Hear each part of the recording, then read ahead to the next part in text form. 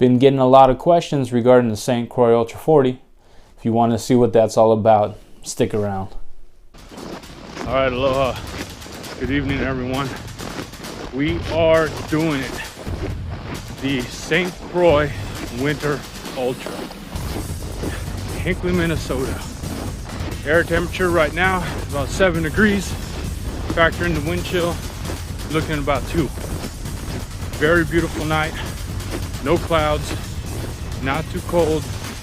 Not too warm. Just right. We'll check in again in a few hours. That's our P out. Good evening, everyone.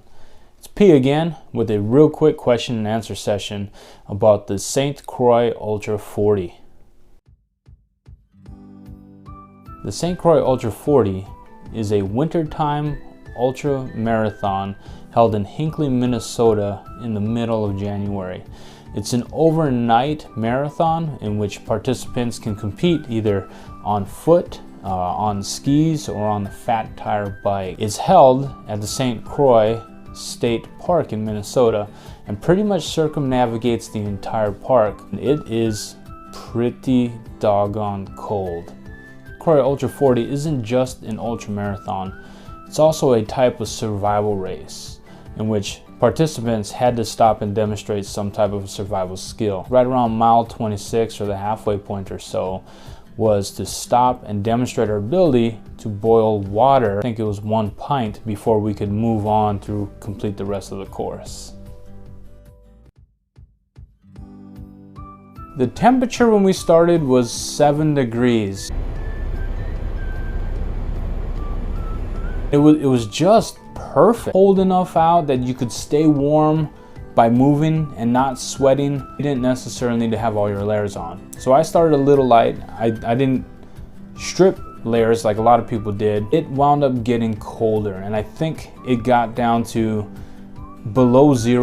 It had been 11 degrees below with the wind chill. Walked for miles through a blowing wind and it was just chilling. Starting to snow. Well, it's been snowing. And that wind is fierce. Oh.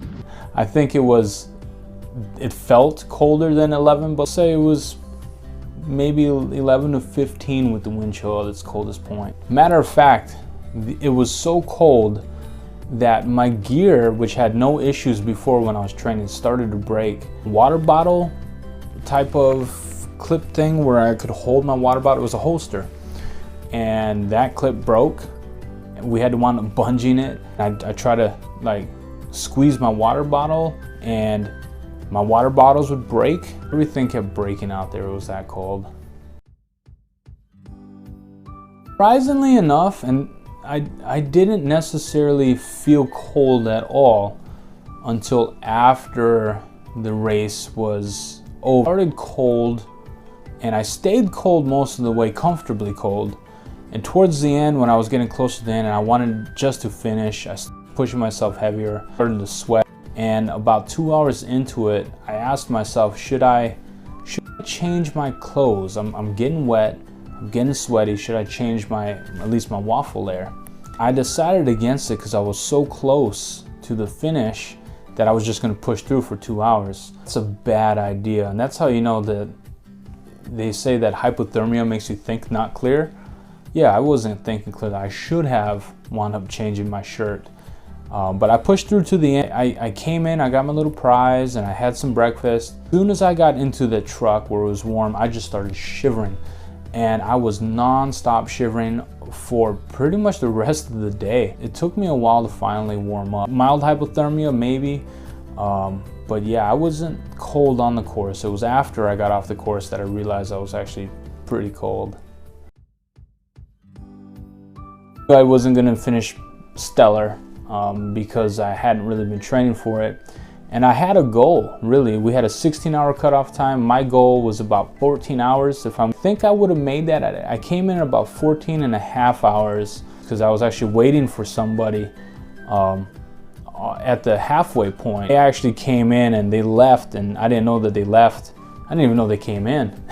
So I was just waiting there, and I've been there for almost 45 minutes at this point, and the attendance at the halfway point is like, yeah, we're getting ready to actually shut down in 15 minutes. At 3 o'clock in the morning, we're closing everything down, and whoever's still on the course, they just didn't make the cutoff times. And I'm like, holy smokes, I got here at 2 o'clock and it's almost 3. I don't even know if these people are coming. And so I left, and I probably could have made it about 14 hours. Let's see, I think we had 58 people sign up, and of those 58 people, I placed 38. So it's not so bad when you factor in pure numbers here. 46 or so actually started the race. And of those 46 that started, really only 40 or so finished. So now I'm 38 out of 40. People always ask me what the hardest part of this race was. And surprisingly, it wasn't anything that they thought it was going to be. I could deal with the cold. I could deal with walking for miles on end. The hardest part about this race was my food. You had to eat constantly. I made it a point to every 3 miles put in about 500 calories worth of food. We created our own. My wife went out to get this really calorie packed, honey, sugary, peanut buttery type of nut bar, and she made it for me. And within the first hour, all of these bars just froze, and I'm talking about froze solid. There was just no way of thawing them. At the best, the oils would start to run, but they would still be solid. I remember one time I was eating this bar, and I thought maybe I was gonna break a tooth, because you had to eat it at a certain angle. So I switched my hand, and rather than trying to chew it, I was trying to just wedge it. And I got to the point here where I was like really struggling, and pow! It finally broke loose, and I punched myself in the nose, and my eyes were watering. It was horrible. Those bars, I'll tell you, they were good for the first maybe 2 hours, maybe about 9 miles in. I was okay with. Right around mile 12, they were horrible. Myself from throwing up, like I would be dry heaving and just demanding my body to take these bars. I needed the calories, but I so dreaded every time I hit the 3 mile mark, because I had to eat another one of these things. The other hardest part of the course for me was probably the last 4 or 5 miles. At this point, you've already walked 34 miles, and the finish line is there. There's a light at the end of the tunnel, and it just took forever.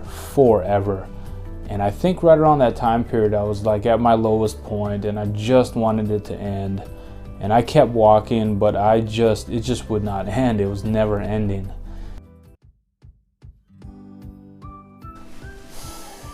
To be honest with you, it was the people. There was a few people that I just got around to talking with, and they were all pretty awesome. There was this amputee, his name was Adam, and he showed up. And he's like, man, if I just make it to the halfway point, that's good enough for me. And the halfway point, you pretty much go through a marathon before you even get to the halfway point. So if you're out of water, like I was, because my water all froze up, then you'd have to walk an entire marathon before you could drink water again. And there were 2 more ladies I wound up walking with, and these women were pretty epic. They were like my idols on the course, leapfrogging each other for a while. And when we finally got to the point where we could match each other's cadence, we took off. We were doing like 3.8 miles an hour. There was Liz, she's a ultra marathoner, and this was her second winter ultra marathon. And there was Steph, who, believe it or not, did the Tuscobia 2 weeks before doing the St. Croix. And she had walked 80 miles pulling her sled. And that was like a 40-hour thing that she wound up doing. It was just crazy. And the fact that she did that and 2 weeks later did this, oh man, it was great. I just could not believe that I met such amazing people out there.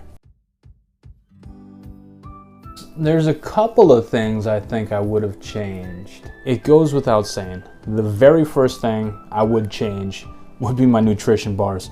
The first 9 miles or so was okay with what I had. Oh, it just got horrible way too fast. I would switch it up, maybe a candy bar, maybe one of those calorie bars, maybe a Cliff bar, hell, some nuts, some lollipops, something. That was grueling. That was really difficult. The amount of stuff that I brought and how I configured it.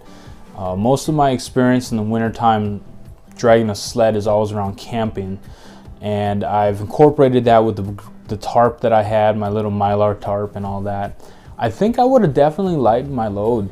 I would have used my bivy sack, my sleeping bag, as its own like backpack, and just stuff the stuff that I needed in there. Another thing I would have liked to have done more would have been train harder for the race. I was still in recovery. I tried to get out as much as I could, but felt that I was really forcing myself and would have put myself in a position to get hurt. Really just went into this untrained. There was a few snippets that you saw me walking around, but really I only got out twice pulling the sled. I would like to have gotten out more. Would I do it again? Absolutely. All right, y'all. That about wraps up this question and answer session.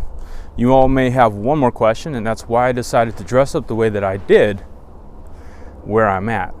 To get that answer, you just got to stick around the channel a little bit longer. We're not letting the cat out of the bag yet. I promise. You'll find out in our next adventure. I want to thank you all for sticking around all the way to the end. And I'm going to ask that if you like the way that this channel is going, if you like our direction here, help us evolve the channel a little bit more. Leave some feedback. Any comments that you leave to better the channel will be greatly improved. Give me a thumbs up. That'll let me know that you like the direction I'm going as well.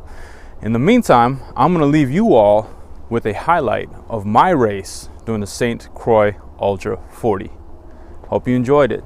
It's P saying aloha.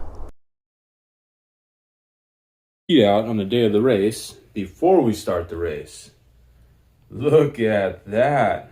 Wow, isn't that ugly? That's what happened the last time I did an ultra marathon. Matter of fact, that's what happened the last time I did an ultra marathon too. Maybe I might lose all 10 toenails this go around. 9 left to go. All right, wish me luck. All right, we're doing it. We're on our way up to Hinckley, Minnesota for our 40-mile winter ultra. Got Misty at the helm, and I'm gonna take a nap. Hopefully. It is gonna be a race about 16 hours overnight, so I need my rest. I need my beauty sleep. I need a lot of that. Have you seen me lately? Everybody tucked in? Everybody quiet? Go!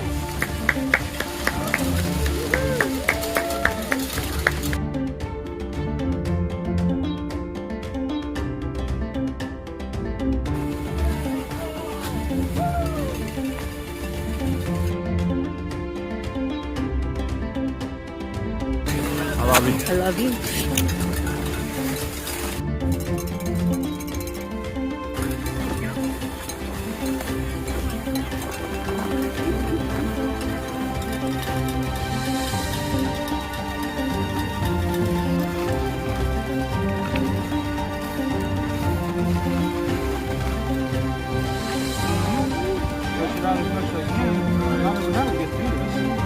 Paid for 12 hours, you're gonna get to it.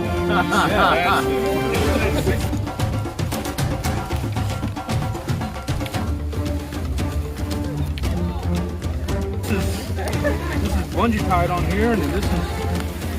Yeah, I got Velcro and zip ties. It's crazy.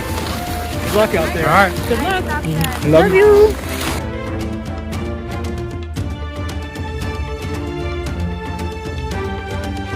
We are doing it. The St. Croix Winter Ultra. I am rocking the inverted jack-o'-lantern look right now. This is frost tape, and it's designed to keep me from getting frostbite. We'll see if I take the tape off and it's still black. Didn't work. We'll check in again in a few hours.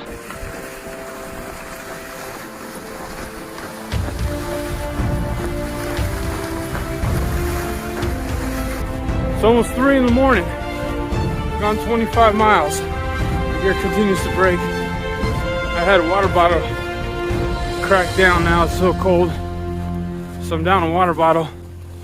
Looks like we'll get it done in about 14 hours at this rate. Oh, it's cold. All right, see you later. I'm less than an hour from my designated finish line. Holy hell, it has been trying.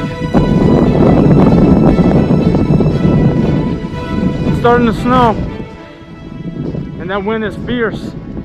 Oh, man, I can't wait to get back to the finish line. I want a beer. I want some milk and cookies. All right, guys, we'll check in later.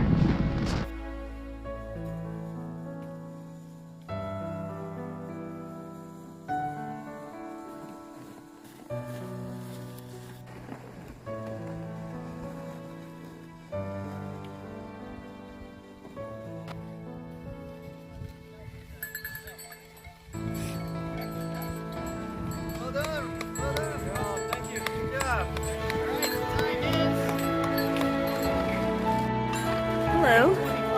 Kiss me, fool. Want to get a picture by the sign?